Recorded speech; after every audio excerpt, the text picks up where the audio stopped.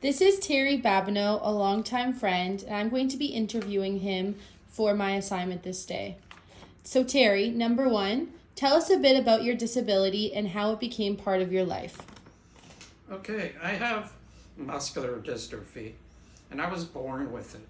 Now that I'm 63, almost 64 years old, I've had to deal with issues all my life. When I was a kid and teenager, I walked, but it wasn't really a walk. It was more like a penguin waddle. But I fell often and got bruised up. Never broke a bone, thank God, that way, but eventually got to the point where I had to start using a wheelchair. I was about 20. Had to start using a wheelchair when I started college. And then eventually grew from a manual chair to electric to this big contraption I have now. Because I have zero use of arms and legs. As you can tell, I have a trach now, a really bad lungs. But I deal with it. It's just something I know, and just deal with it as you go along the way. I'm sure just like most other people would as well.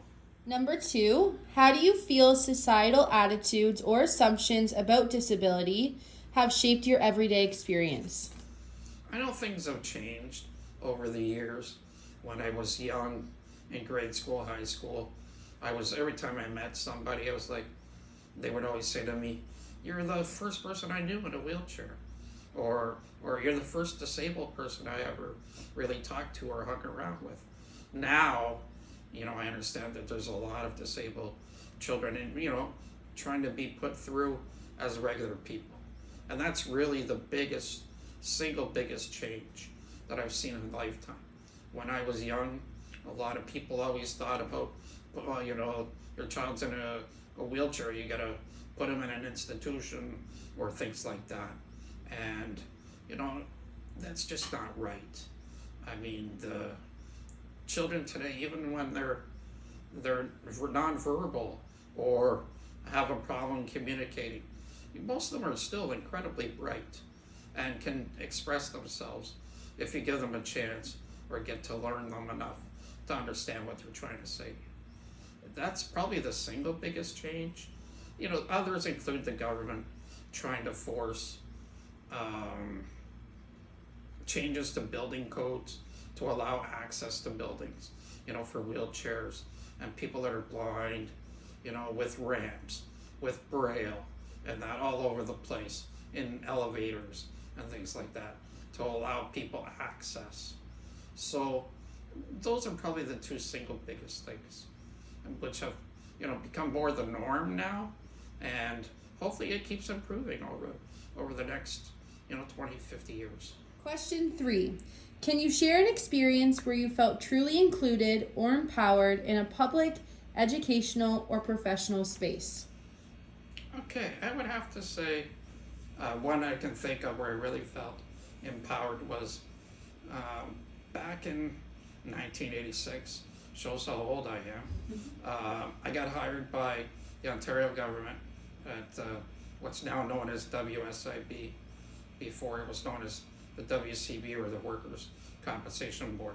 But I got originally hired as an adjudicator, and it was a grueling process getting in.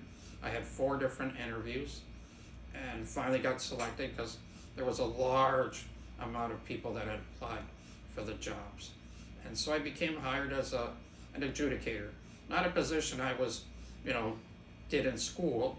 I mean, that's not really anything you can do, at least not back then. I graduated with business administration diploma from Mohawk College. So I ended up being an adjudicator in the claims department, and the people that worked there and my bosses and even higher up than that made me feel real important. They went in and deliberately put automatic door openers in the bathroom, in the main door to get in, and that's so I could have easy access to get into the office, get into out of the bathroom on my own. This is back when I had more mobility than I do now, but they also gave me options to change my workstation to make it much more able for me, so that way I could be as efficient as possible. Now, this was back in the day when this wasn't really being done a lot by a lot of places. So I felt really important that they wanted me to be there. And that's probably the best feeling in the world when you go to a job and you know they want you. So I think that was probably the one instance I can think of immediately off the top of my head because it made such an impression on me. Question number 4. What's something you wish more people understood about living with a disability that's not often talked about? I think part of that is the independence that an awful lot of disabled people enjoy if given a chance. I'm going to talk specifically about my place where I live. It's an apartment building. My unit is mine. I pay the rent and everything like that. But I have PSWs come in on a regular basis. They come in and help me, do my bathing, get me, dressed, help me with toileting or cooking, and in my situation, they also feed me because I don't have use of my arms. But so many people assume that I live with my parents, or I'm in a nursing home, or some situation like that, where there's nurses constantly around. Now, I know I mentioned about PSWs being here and helping me at specific times, but I do have a call system where if I have an emergency where I do need help, I can call and somebody could be here in a matter of 5-10 minutes.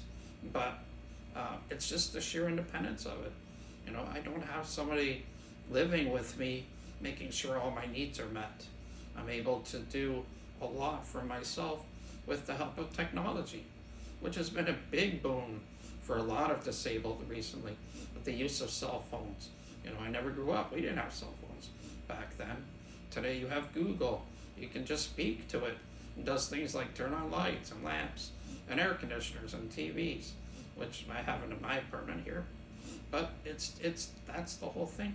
So many people just don't want to give disabled people the chance to be independent, express their independence. And I think that might be the biggest thing I don't see people talking about.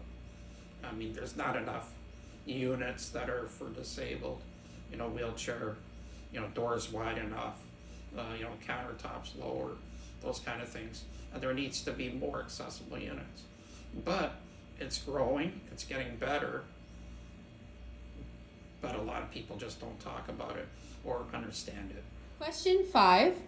Have you ever encountered policies or systems that made it harder for you to participate fully in society? If so, how would you change them? Okay, I can't really think of anything that is in place that makes it harder.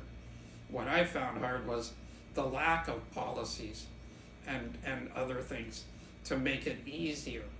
Life was hard, especially back in the 80s, before the government really put emphasis on things and then wrote the Disability Act. So the only places that seemed to have any kind of real accessibility were government buildings. But now the government has put out a lot of funding for other businesses to make their businesses accessible, like being able to put in automatic door openers where the government would help pay for that, or ramps to the front of their buildings because they have steps to get in. It takes a lot of money to make major modifications, and a lot of small businesses couldn't afford it, so the government offered, grants and those kind of things to do those kind of things. That was the biggest barrier. Back in the 80s and 90s, I really couldn't go many places. There wasn't even a lot of transportation available. Darts in Hamilton was in its infancy. Those city buses weren't accessible yet. So it was hard to get anywhere unless you could transfer in and out of a car, or if your family had money, convert a van, which was an enormous expense back then, still an enormous expense, but just so far out of it back then. And even if you wanted to, there were very few places that actually did the work.